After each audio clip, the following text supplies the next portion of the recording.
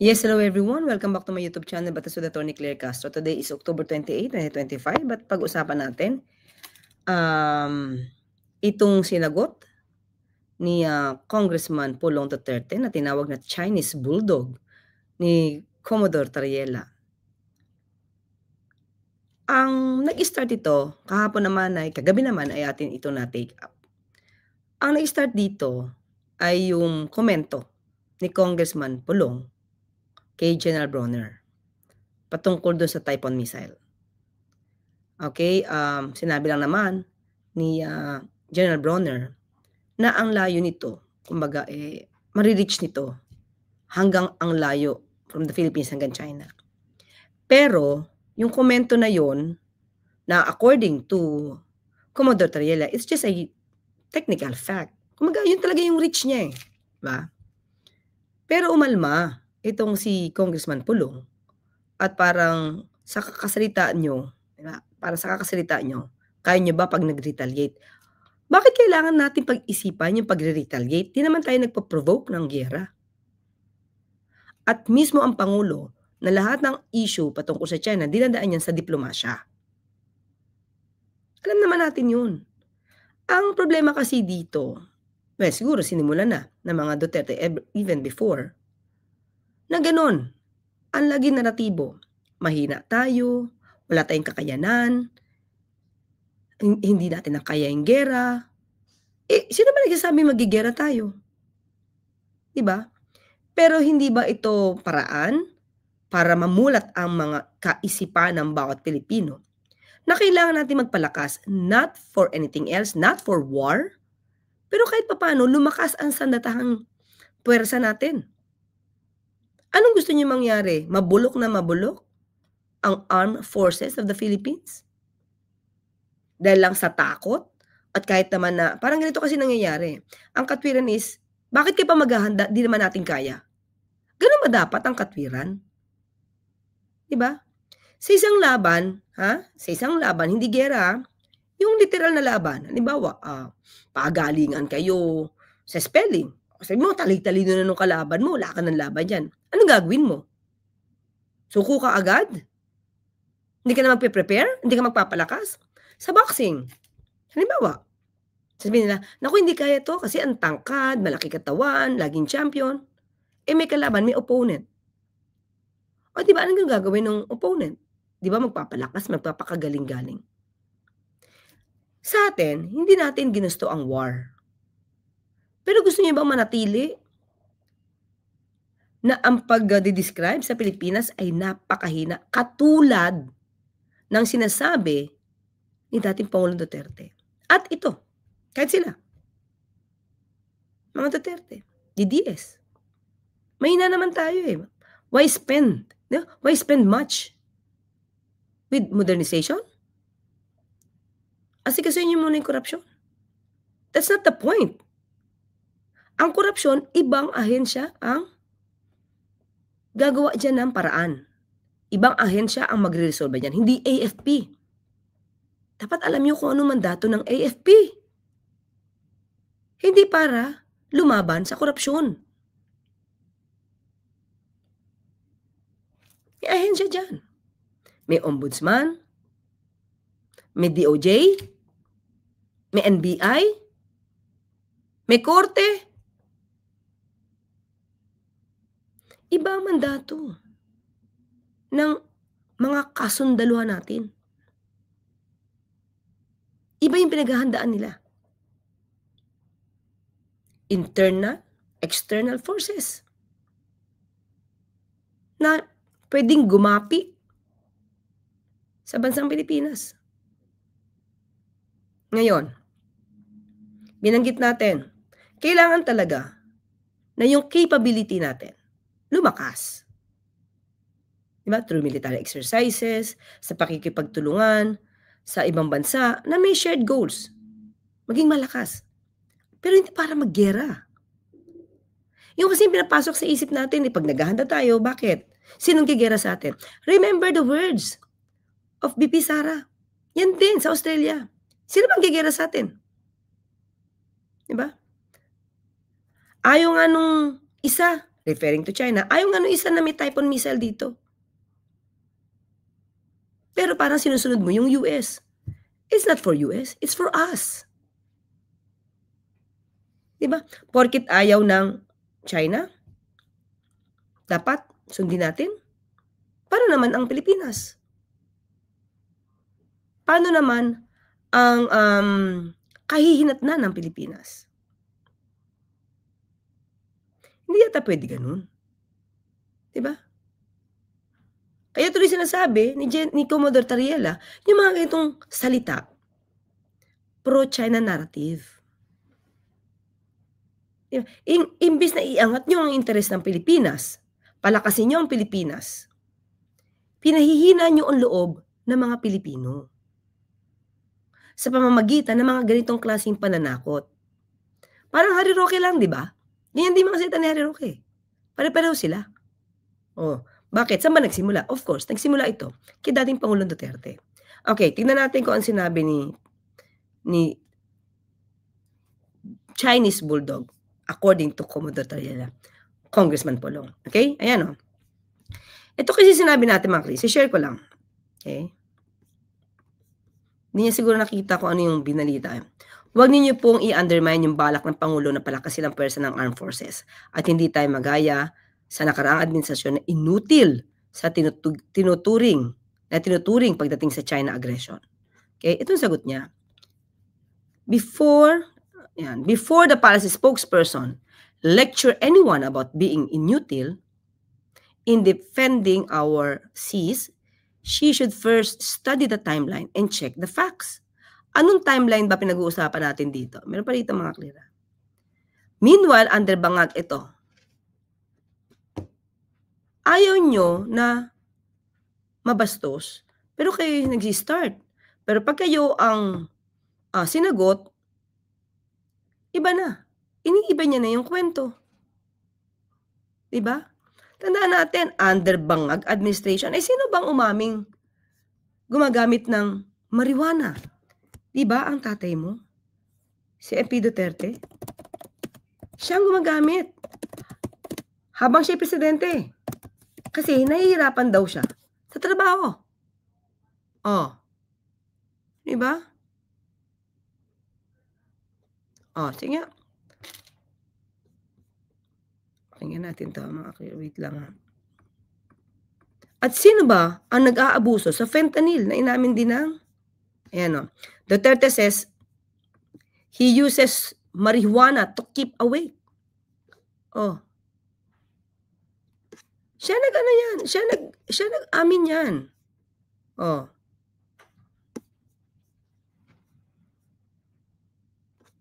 Okay pa natin. Sige natin na. President Rodrigo Duterte says he uses marijuana to stay awake for strenuous activities.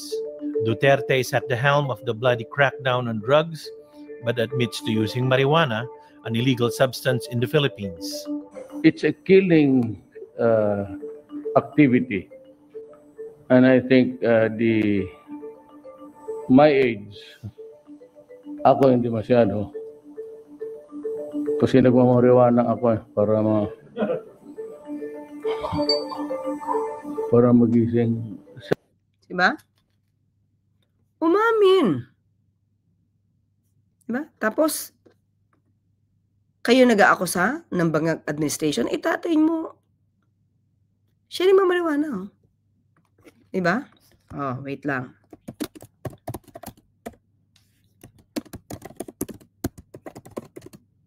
Oo, at sinabi pa niya, inabuso niya yung fentanyl, kaya nagalit sa kanya yung doktor niya. Kasi ang sarap daw ng feeling. Sabi niya, feel niya, high siya. Diba?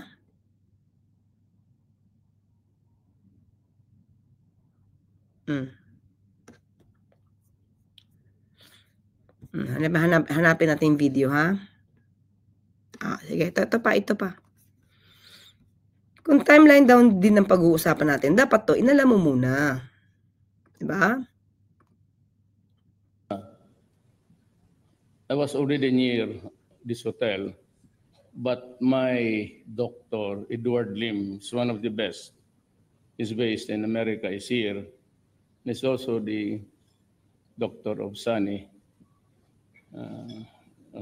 Nauna ako because of my spinal injury. He got this. He got also his because of a bad spill sa motor. But ang problema ko, I had an accident when I was already 68 years old. So C4 and C7 ang tinamaan talaga. My wife was working in the United States for quite a time. Since she has seen so many spinal operations gone awry, and she would not have nothing to do with it. So I am perpetually in pain. In a scale, something like 1 to 1 to 1 to, because I have the distraction. And pero yung fentanyl, the doctor stopped it because he got mad. I'm supposed to cut it into 4 pieces, the 1 piece that you get from the package.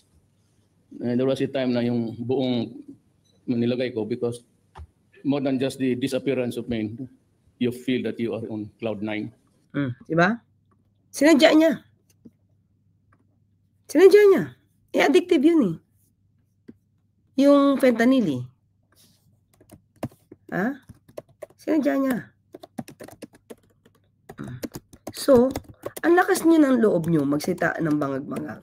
When in fact, it's your father who admitted using illegal substance. Diba? You know, fentanyl is addictive because of its potency. So, alam naman pala niya kung ilan lang yung gamit. Diba? Ilan lang yung gamit. O, kung hahatiin daw, diba? Pero hindi niya ginawa. Bakit? Feeling cloud 9 daw siya. Diba? Oh, so it's your father who had been using illegal substance even during the time na he's the president. So let's go. Ayan basahin natin. Share natin.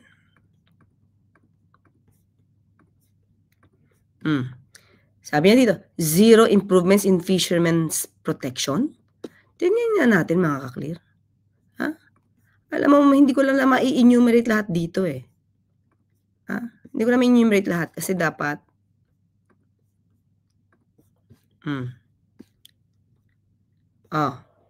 President, July 2025. Over 8.5 million farmers, fisher folk received aid since start of administration. Since the start of this administration, over 8.5 million farmers and fisher folk have received aid. All of this support has helped them from land preparation, planting, harvesting, transport, all the way to selling. Diba? Ito pa.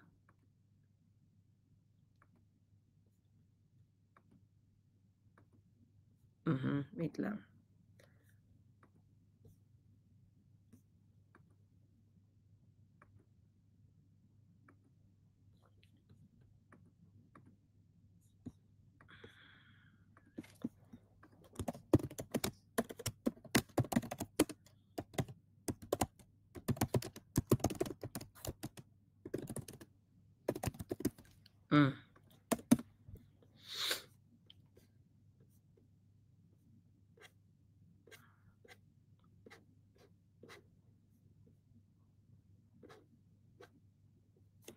Wait lang mga creamer pa rito. Wait lang.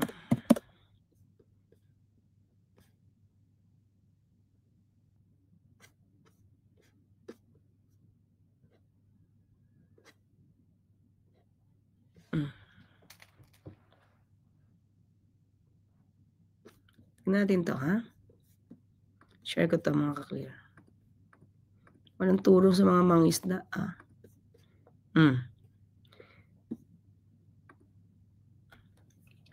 Philippines to boost aid to fishermen with new vessels in West Philippine Sea. Diba? West Philippine Sea pa rin to. Pero, kapag sila ay protektado, diba? Yung mga fisherman, malaya na makakapangisda. Para po ito din sa ating mga mangisda na meron pong platform ang pamahalaan para po mas ipaabot pa sa kanila yung tulong ng pamahalaan at makita nila yung presensya ng pamahalaan doon po sa West Philippine Sea. Diba?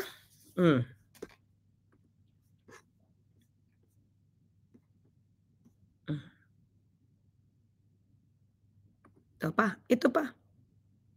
Oh. Kita ba? Palawan Fisher thanks PBBM DAB FAR for his fishing boat. Oh. Yan. Diba? Palawan Fisher Arnold D. Oyo A. has thanked President Ferdinand R. Marcos Jr. for granting his wish to have his own fishing boat. Ay, isa lang to. Marami pa siyang binigyan. Ha? Tingnan natin, ha?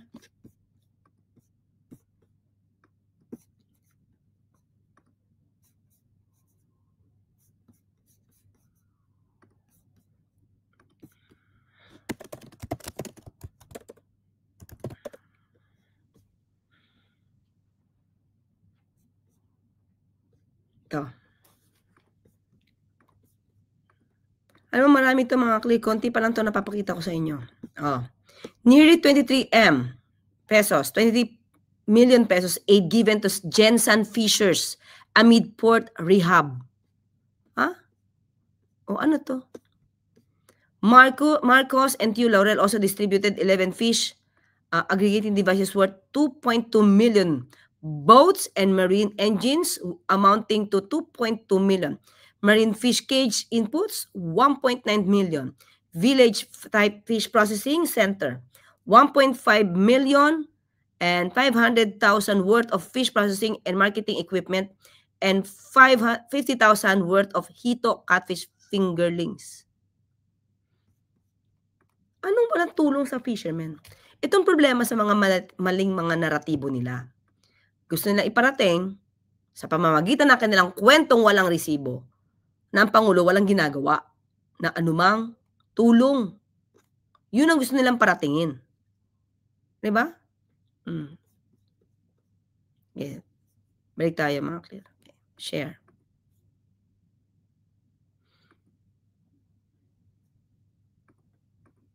Ano ba yun?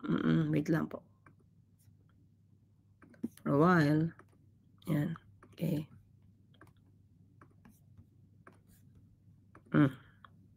Diba? Ayan na. Zero clarity in foreign policy, hindi ba?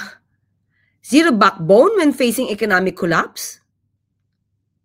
Mga kli, tandaan natin, bumababa ang inflation rate. Kaya lang, ginugulo ng mga obstructionists. Diba? Puro mali ang kwentong binibigay. Pero todo effort sa pagpapakyut sa Amerika. Diba? O, to anti-Claire daw. If you cannot defend your president's failure, don't rewrite daw the successes of the previous one. Okay, let's say. Kanino galing na inutil siya? Sige, pakita ko lang ulit sa inyo mga kli. Baka kasi nakalimutan niya. Okay? Timeline tayo ha. Ito pa sabi pala niya. Wait ha. Oh. Ayan na, sabi niya, she should first study the timeline and check the facts. Okay. Facts tayo. Share ko lang to. Baka kasi yung sumulat nung kanyang sinabi ngayon, hindi ko alam kung siya ang gumawa niyan o pinasulat niya sa iba. Ito dapat siguro makita nila. Okay? Pakita natin mga Nothing has been done to retake forcefully or physically the South China Sea. Alam mo, unless we are prepared to go to war, I would suggest that we better just go along and treat this, I said, with the diplomatic endeavors. Yun naman ang ginagawa natin, diplomatic eh. Pero hindi pwede na lagi lang tayong tahimik at sundin kung anong gusto nila at laban ito sa interes ng Pilipinas. Diba? Ginagalang natin ang China, pero dapat igalang din nila kung anong polisiya meron tayo at kung anong karapatan meron tayo. Dito kasi, kitang-kita mo na kung paano niya takutin ang Pilipino. Unless we can go to war. We are not going there. Hindi yun ang gusto ng Pangulo. Diplomasya tayo lagi. At dahil sa pinakita mong kaduwagan at that time, kaya lalong na mayagpag ang China noon. Lahat ng hiling niya sa iyo, sinusunod mo. China is claiming it. We are claiming it. China has the arms. We do not have it. So, it's simple as that. They are in possession of the property. You're a lawyer, property rights.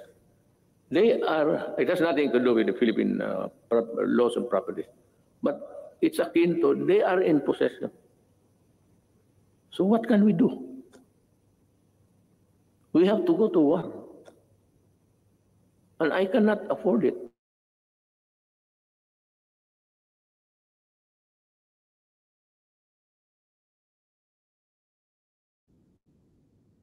Wait.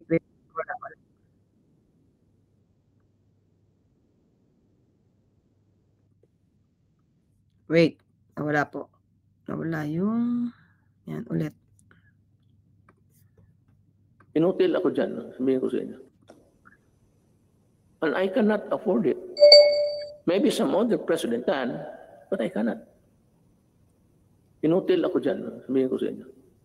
And I'm willing to admit it. Talagang inutil ako dyan. Walang magawa. I cannot. The moment I sent my Marines there at the coastal shores of Palawan, tinamaan ng cruise missile lahat yan. O, tinan mo ha. Ganun agad. Wala naman tayong aggression ginagawa. All you have to do is fight for our rights. Na hindi tayo nagpa-provoke ng war. You're not provoking. Oh. Pero ano ginawa ng Pangulo, mga ka-clear? Ha? Ito. Diba? Natatandaan nyo? Nung naglagay ng floating barrier ang China at ito ay nag-stop, no? Naka-apekto sa ating mga fishermen. Ano ginawa ng Pangulo? Oh, ibang bansa pa ang pumuri sa ginawang bold action ng Pangulo. Ano ginawa niya sa floating barrier na nilagay ng China? Pakinggan natin to. The Assistant Secretary of Defense for South and Southeast Asia commended the Philippines' removal of the Chinese floating barrier in Scarborough Shoal or Bajo de Masinloc. Oh, ang Pangulo, bakit? Nag-deklara ba ng war ang Pangulo natin? Hindi. Yung nagilang na barrier ng China, kailangan lang itong tanggalin para sa mga mangingisda natin. Yan ang pagtulong, totoong tulong sa mga mangingisda natin. Hindi puro bibig lang. She described it as a bold step in defending the sovereignty of the Philippines. The U.S. senior defense official made the statement during a congressional hearing. As you saw earlier this week, the Philippine Coast Guard took a bold step in defending their own sovereignty by removing a floating barrier installed by the PRC Coast Guard near Scarborough Shoal. Apart from this, she also reaffirmed the security commitments of Washington to Manila, particularly when there is an armed attack against its ally. Pero, well, tignan lang natin kung talagang ano mangyayari dyan. But anyway, at least, ang Pilipinas, through our own President, Ferdinand R. Marcos Jr., gumawa ng aksyon. Pero hindi naman tayo nag-declare ng gera. Diba? O tapos sasabihin ni Pangulo, inutil siya. Dating Pangulong Duterte, inutil siya. Inutil siya sa aggression ng China. Di ba yung paglagay ng floating barrier, aggression yun eh. Pero our President, Ferdinand Marcos Jr., managed to resolve it without declaring a war.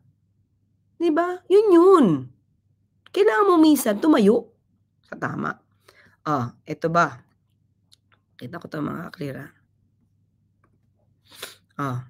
Ito ang ginawa dati ni dating Pangulong Duterte. Yun, dapat timeline tayo pag-usapan. Ako may facts ako, may resibo ako. Lorenzana, Philippines did not lose Sandigay. Okay? Ano sabi niya dito? Yan si ano to dating Defense Secretary Delfin Lorenzana. Okay, ano sabi niya dito?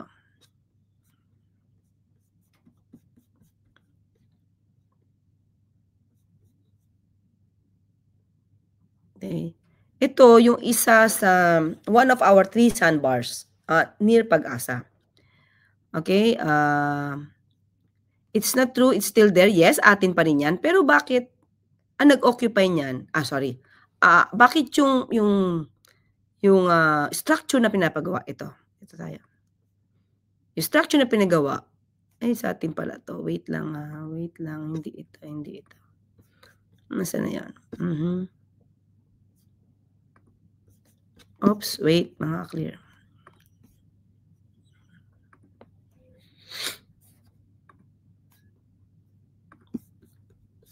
Pinakita ko na sa inyo before ito eh. Okay.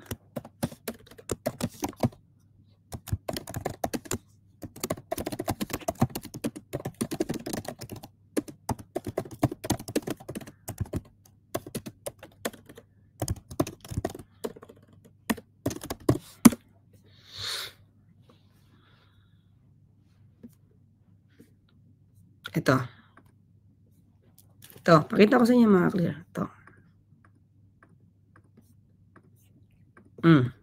Duterte stops Philippines to build on Sandy Cay due to China protests. Yan. Inamin. Diba? Yan ang gustong siguro mangyari ng Vice Presidente at ni Pulong Duterte. Ayaw ng China ng Typhoon missile system. Dapat tanggalin nyo. Kasi yun yung gusto ng China. So with this, we tried to put some structures in one of the sandbars near our island and the Chinese reacted. Galing yan kay Defense Secretary Lorenzana. They complained that we are occupying new feature. Okay? The President came to know about this and he said, let's pull out. Siya umalis. Diba? Ito pa, anong ginawa? Anong hinayaan ni...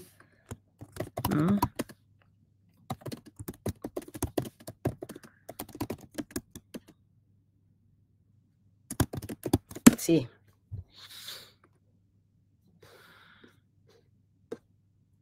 Ito ko mga clear. Wait lang.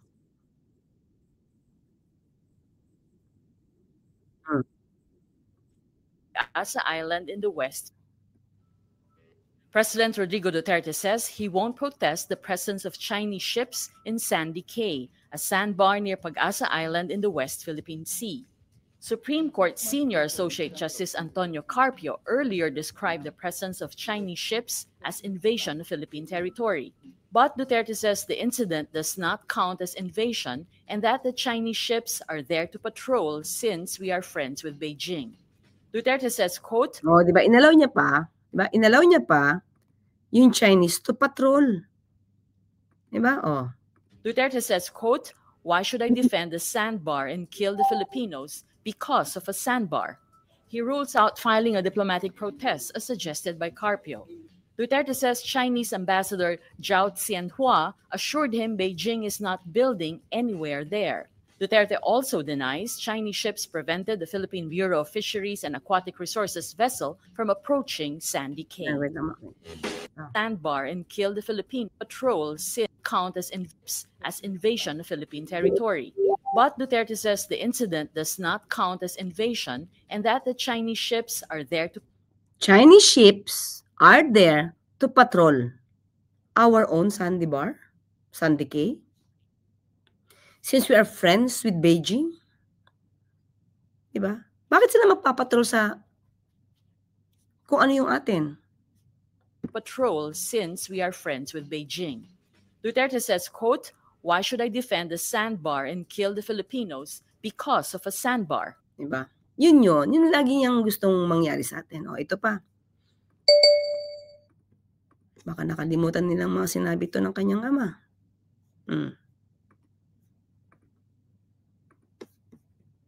Nanalo tayo. Yung papel sa totoong buhay between nations, yung papel wala yan. Tapos sabi nila, itong papel na sa kaso nanalo tayo, ipursu mo. Pinursu ko. Walang nangyari sa usapang bugoy. Sabihin ko sa iyo, bigay mo sa akin, sabihin ko, putang ina, papel lang yan. Itatapon ko yan sa wastebasket. Diba? This is a far cry from the president's pronouncements before the international community late last year. Okay, ito pa mga clear. Kaya aminado naman siya. Yung pagiging inutil niya, inamin naman niya. So, wala. Hindi sa ating galing yun. Galing yun sa kanya. Gano'n na lang ang respeto ko kay Xi Jinping.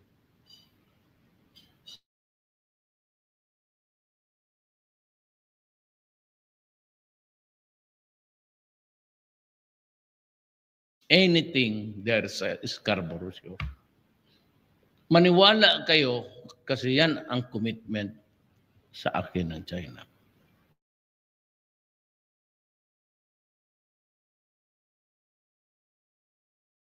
Of honor. Kaya nga sabi ko, why are you so sparing? Gusto ninyo, gawain na lang ninyo kaming province, Fujian, pati Philippine province of China. Di wala tayong problema. We say, libre na lahat. Diba? Oh. Paano yan? O, nandiyan yung mga sinabi ng iyong ama. Siya nagsabi. Hindi tayo. So, ano yung checkin nating timeline? Okay? Sinabi niya, yung pagiging inutil niya, so na. Diba? So na to. Oh.